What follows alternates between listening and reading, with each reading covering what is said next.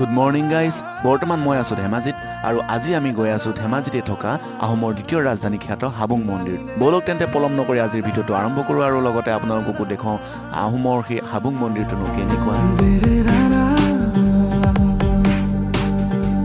এনেদৰেই আহি আমি উপস্থিত হলো এই হাবুং মন্দিৰত আৰু হাবুং মন্দিৰৰ গেটখন দেখিছেনে কিমান পুৰণি হ'ব পাৰে বাৰু। বলক তেন্তে পলম নকৰি আমি মন্দিৰৰ ভিতৰলৈ যাওঁ।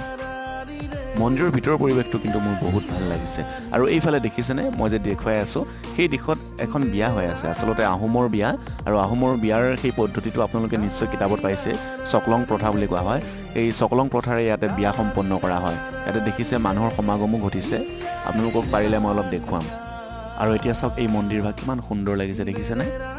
আপোনালোকে কমেণ্ট কৰি জনাবচোন আপোনালোকে কোনোবাই ইয়ালৈ আহিছেনে, আৰু যদি অহা নাই আৰু যদি ধেমাজিলৈ কেতিয়াবালৈ আহে তেতিয়াহ'লে এই মন্দিৰটো এবাৰ দৰ্শন কৰিবলৈ নাপাহৰিব। খুব সুন্দৰ পৰিৱেশ, খুব ধুনীয়া লাগে।